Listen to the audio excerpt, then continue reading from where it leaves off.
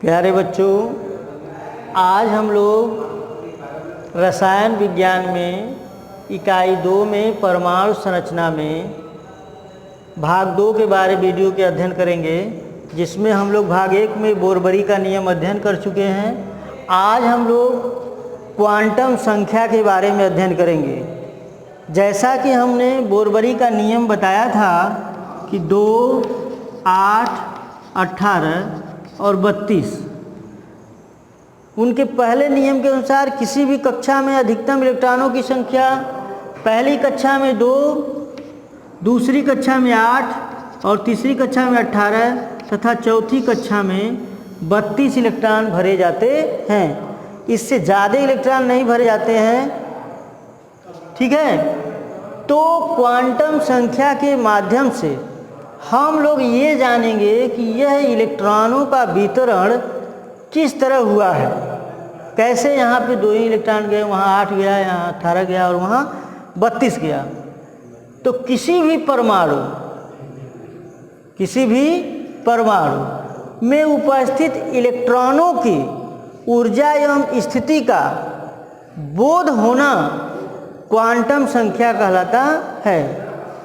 अर्थात जिन संख्याओं द्वारा परमाणु में उपस्थित इलेक्ट्रॉनों की ऊर्जा एवं स्थिति का बोध होता है, उसे हम क्वांटम संख्या कहते हैं।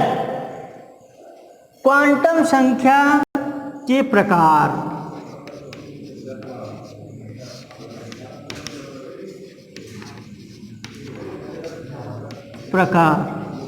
Types of quantum number. Quantum संख्या 4 प्रकार की होती है।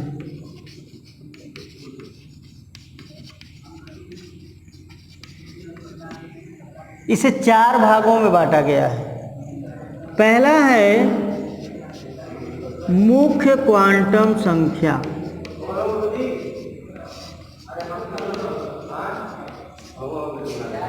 Principal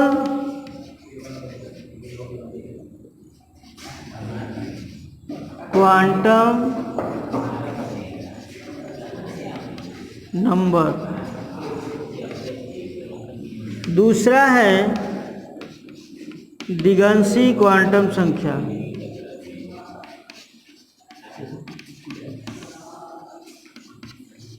azimuthal quantum number. तीसरा है चुंबकीय क्वांटम संख्या। Magnetic quantum number. चौथा है चक्रण क्वांटम संख्या। Spin quantum number. तो 4 भागों में इसको डिवाइड किया गया है। मुख्य क्वांटम संख्या, दिगंशी क्वांटम संख्या, चुंबकीय क्वांटम संख्या और चक्रण क्वांटम संख्या। तो पहले हम बताए थे कि जिन संख्याओं द्वारा परमाणु में उपस्थित इलेक्ट्रॉनों की ऊर्जा एवं स्थिति का बोध होता है, उसे हम क्वांटम संख्या कहते हैं।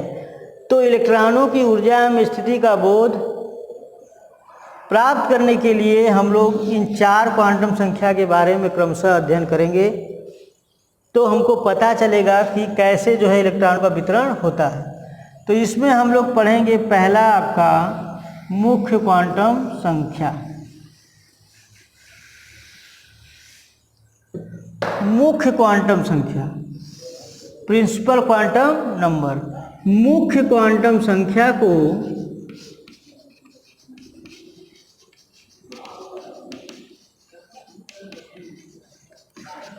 n से दर्शाते हैं।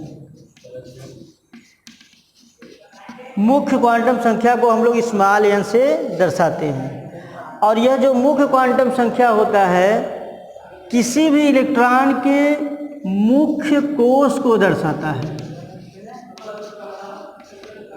या कक्षा को दर्शाता है। जो कक्षा होती है इलेक्ट्रॉन की, जो कोष होता है, उसको यह मुख्य क्वांटम संख्या प्रदर्शित करती है। और इलेक्ट्रॉन के मुख्य ऊर्जा स्तर को बताता है कि इलेक्ट्रॉन की मुख्य ऊर्जा स्तर क्या है, उसका ऊर्जा स्तर क्या होगा। तथा मुख्य क्वांटम संख्या जो n होती है वह पूर्णांक संख्या होती है। मुख्य क्वांटम संख्या एक पूर्णांक संख्या होती है। अतः मुख्य क्वांटम संख्या n बराबर होता है 1, 2, 3, 4। यह कोई भी पूर्ण संख्या हो सकती है। 1, 2, 3, 4 के आगे कोई भी पूर्ण संख्या हो सकती है। जो यह n का मान जो होता है वह कोष या कक्षा को बताता है, यानी पहली कक्षा है, दूसरी कक्षा है कि तीसरी कक्षा है कि चौथी कक्षा है, उसको प्रदर्शित करेगा। इस कक्षा को हम लोग K, L, M, N, OP ऐसे आगे हम लोग कक्षा के अनुसार जो है उसको प्रदर्शित करते हैं। ठीक है, तो n का मान जो होता है वो कक्षा को बताता है या कोष को बताता है अथवा इलेक्ट्रॉन के मुख्य ऊर्जा स्तर को प्रदर्शित करता है, जिसे हम मुख्य क्वांटम संख्या कहते हैं। दूसरा हमारा है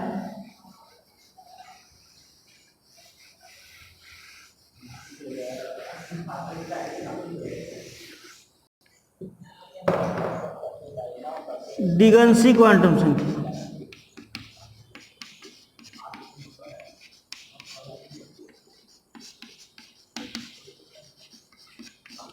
एजीमुथल क्वांटम नंबर।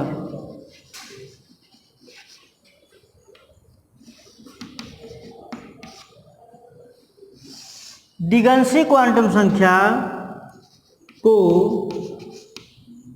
यल से प्रदर्शित करते हैं या इसको यल से दर्शाते हैं।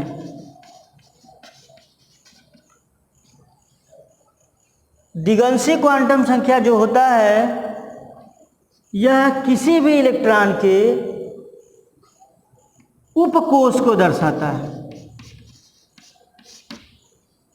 मुख्य क्वांटम संख्या के बारे में बताया कि वह कोष को दर्शाता है और दिगंशी क्वांटम संख्या किसी भी इलेक्ट्रॉन के उपकोष को दर्शाता है तथा यह इलेक्ट्रॉन के उप ऊर्जा स्तर को प्रदर्शित करता है।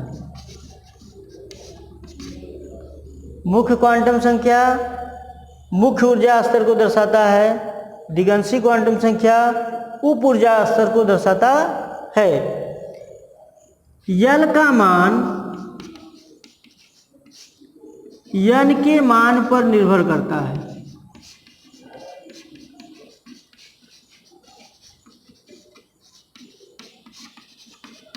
यदि हमको यल का मान प्राप्त करना है तो हमको n के मान में जानकारी आवश्यक है कि n का मान क्या है। तो किसी n के लिए ठीक है यल का मान हमको प्राप्त हो जाएगा। अतः यल का मान n के मान पर निर्भर करता है। किसी यल के लिए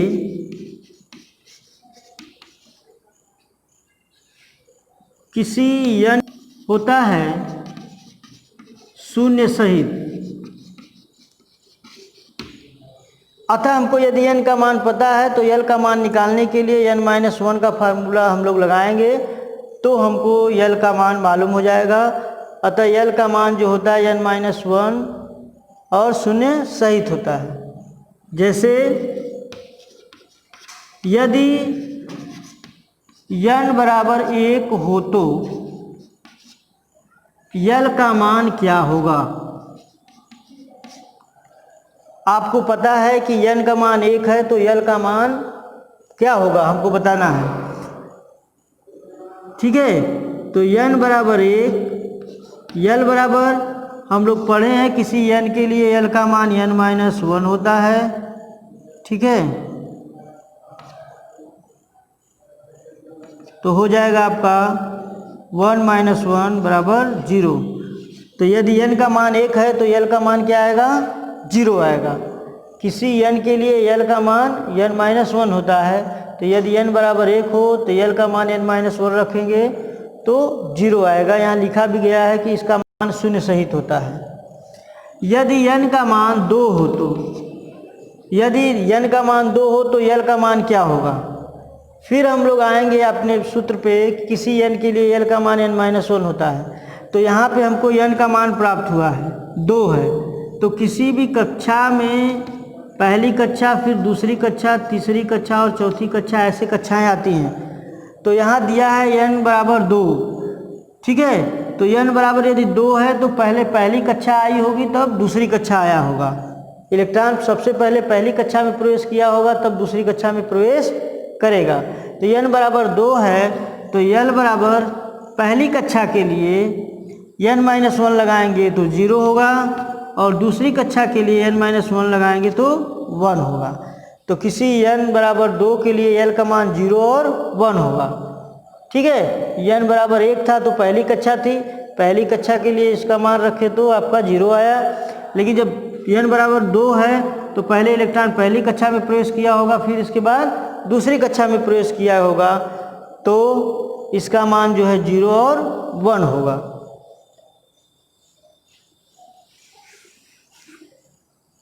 यदि n बराबर 3 हो तो l का मान, अब वही बात हो गई, पहली कक्षा में आया होगा, दूसरी कक्षा में, फिर तीसरी कक्षा में।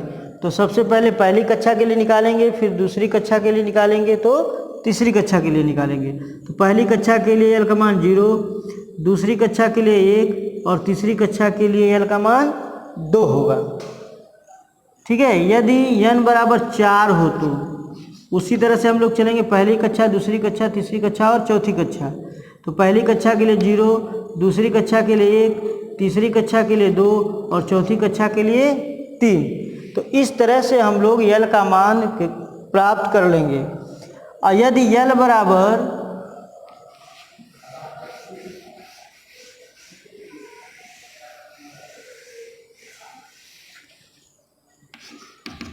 l बराबर 0, 1, 2 और 3 हो तो यह उपकोष को दर्शाता है।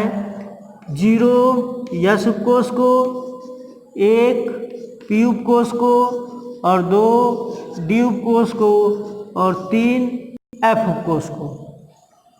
यदि l का मान आपका 0 है तो इलेक्ट्रॉन गया है यस उपकोष में। यदि l का मान आपका 1 है तो इलेक्ट्रॉन गया है पी उपकोष में। यदि l का मान 2 है तो इलेक्ट्रॉन गया है डी उपकोष में। यदि l का मान 3 है तो इलेक्ट्रॉन गया है एफ उपकोष में। इस तरह से इन इलेक्ट्रॉनों का इसमें वितरण होता है।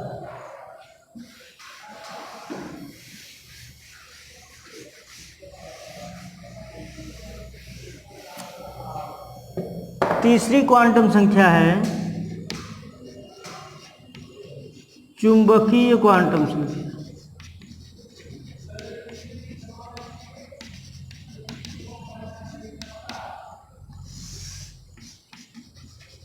Magnetic quantum number. Magnetic quantum number चुंबकीय क्वांटम संख्या, मुख्य क्वांटम संख्या और दिगंशी क्वांटम संख्या के बाद चुंबकीय क्वांटम संख्या आती है। तो इस क्वांटम संख्या में जो चुंबकीय क्वांटम संख्या होता है, चुंबकीय क्वांटम संख्या को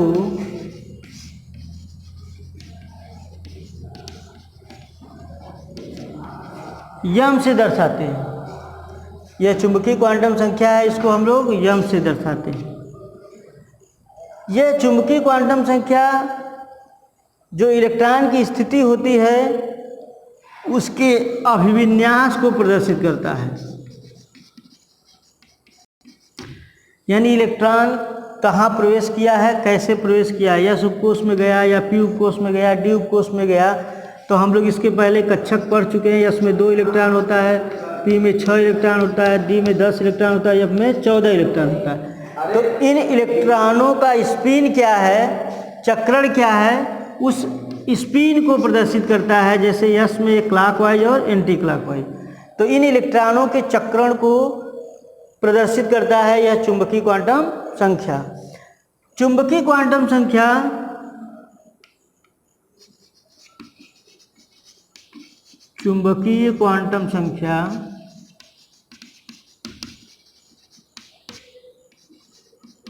का मान L के मान पर निर्भर करता है।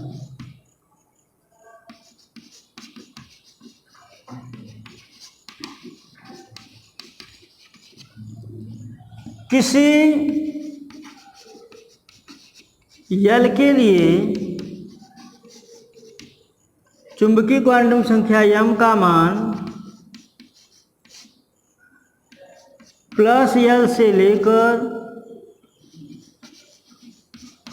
-L तक शून्य सहित अथवा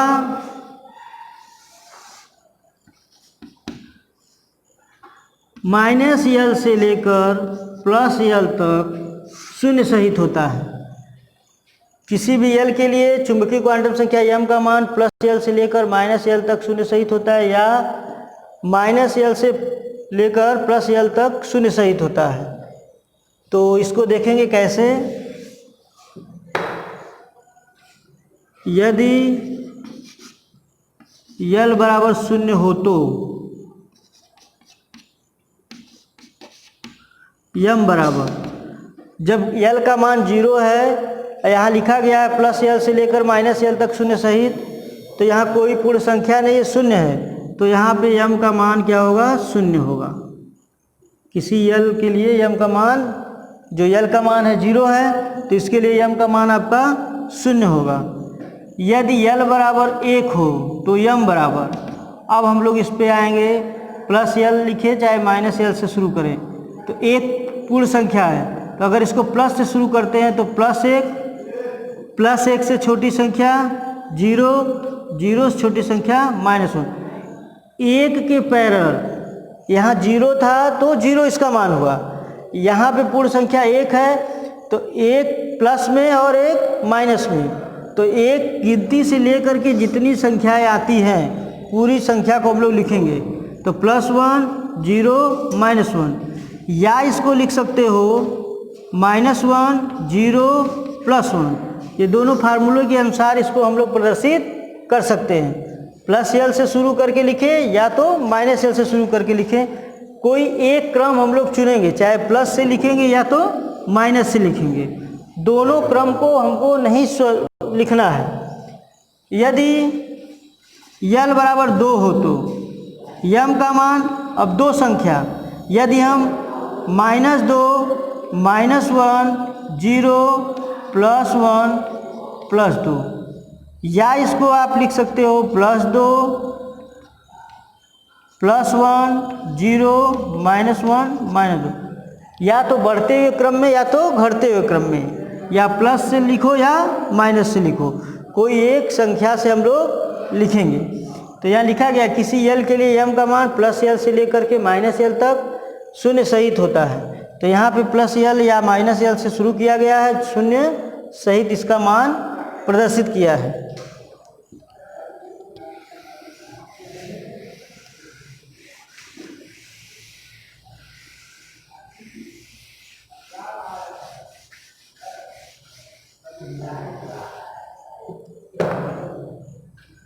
चौथा है आपका चक्रण क्वांटम संख्या।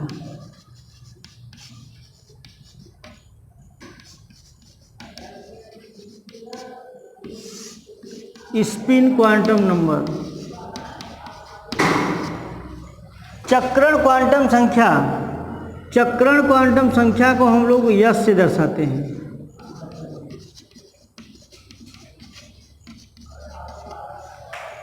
चक्रण क्वांटम संख्या किसी भी इलेक्ट्रॉन के चक्रण को प्रदर्शित करता है, उसकी स्पिन को प्रदर्शित करता है।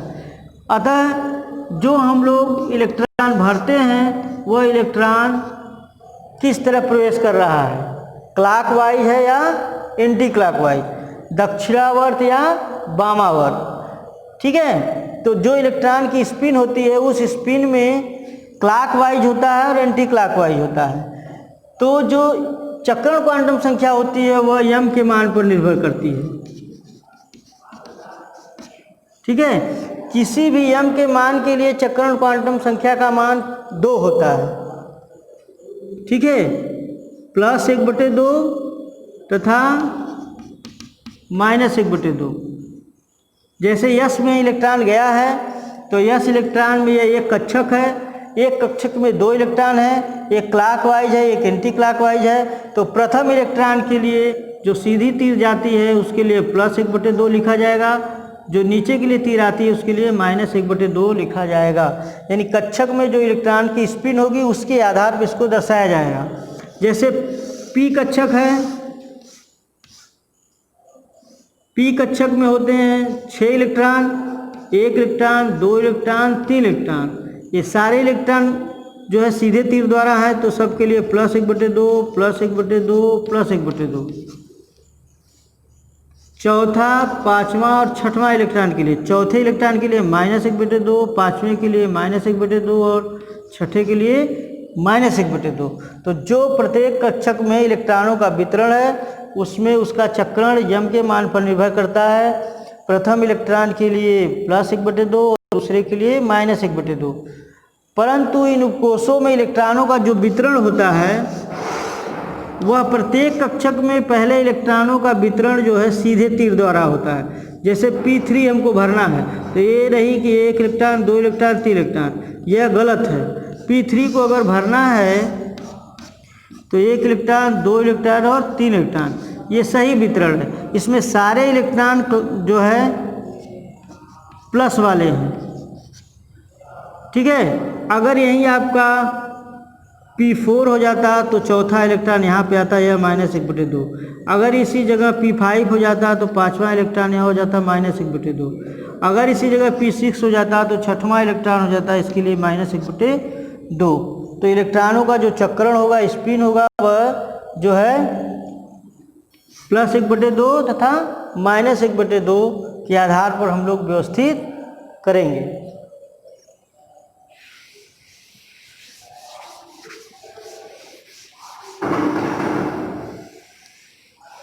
अब इस पर आपका प्रश्न आएगा, यदि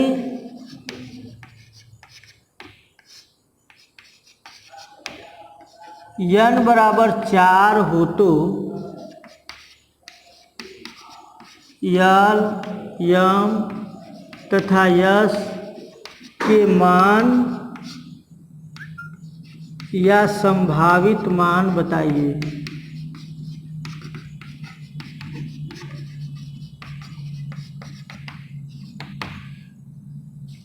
इसको हल करेंगे। n = 4 हम लोग पढ़े हैं कि जो मुख्य क्वांटम संख्या होती है, इस मुख्य क्वांटम संख्या पर L का मान निर्भर करता है, दिगंशी क्वांटम संख्या। किसी भी n के मान के लिए L का मान हम लोग पढ़े हैं n-1 होता है। तो यदि 4 है तो इलेक्ट्रॉन पहले गया होगा आपका पहली कक्षा, दूसरी कक्षा, फिर तीसरी कक्षा। तो पहली कक्षा के लिए निकालेंगे, दूसरी, तीसरी, फिर चौथी कक्षा के लिए। तो पहली कक्षा के लिए n-1 बराबर होगा L का मान 0, दूसरी कक्षा के लिए होगा 1, तीसरी कक्षा के लिए 2 और चौथी कक्षा के लिए 3। तो n = 4 के लिए L के मान होंगे 0, 1, 2 और 3। अब m बराबर किसी L के लिए m का मान जो होता है वह +L से लेकर के -L तक शून्य सहित होता है। तो यदि m बराबर, ठीक है, यहाँ पे L = 0 है तो m का मान क्या होगा, 0 होगा। L = 1 है तो इसका मान होगा -1, 0, +1। L = 2 है तो इसका मान होगा -2, -1, 0, +1, +2। L = 3 है तो इसके लिए होगा -3, -2, ठीक है, -1, 0, +1,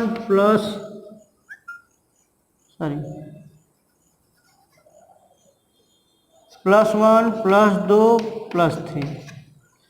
ठीक है, यह इसका मान होगा। अब किसी m के लिए यश का मान, किसी m के लिए यश का मान हम लोग पढ़े हैं कि प्रत्येक m के लिए यश के 2 मान होते हैं। एक +1/2, दूसरा -1/2। तो 0 के लिए 2 मान +1/2 तथा -1/2। -1 के लिए +1/2 -1/2। 0 के लिए +1/2 -1/2। 1 के लिए +1/2 -1/2।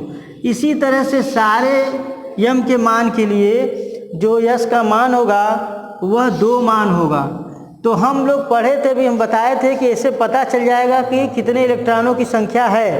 तो चौथी कक्षा में कुल कितने इलेक्ट्रॉन होते हैं? 32।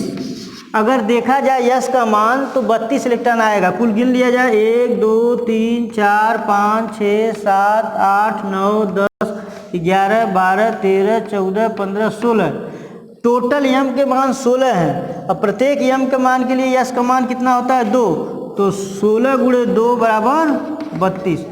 अतः बोरबरी के नियमानुसार अंतिम जो चौथी कक्षा होती है उसमें कितने इलेक्ट्रॉन होते हैं? 32। तो इस तरह से हमारा जो है प्राप्त हो गया कि इलेक्ट्रॉन का जो वितरण होता है वह जो है बोरबरी के नियम के अनुसार क्वांटम संख्या ने सिद्ध कर दिया कि सही है। तो इस तरह से हम लोग इलेक्ट्रॉनों का जो है क्वांटम संख्या निकालेंगे। इसके आगे आप लोग अपने किताब से अध्ययन करते रहना। वीडियो को लाइक एवं सब्सक्राइब जरूर करिएगा। धन्यवाद।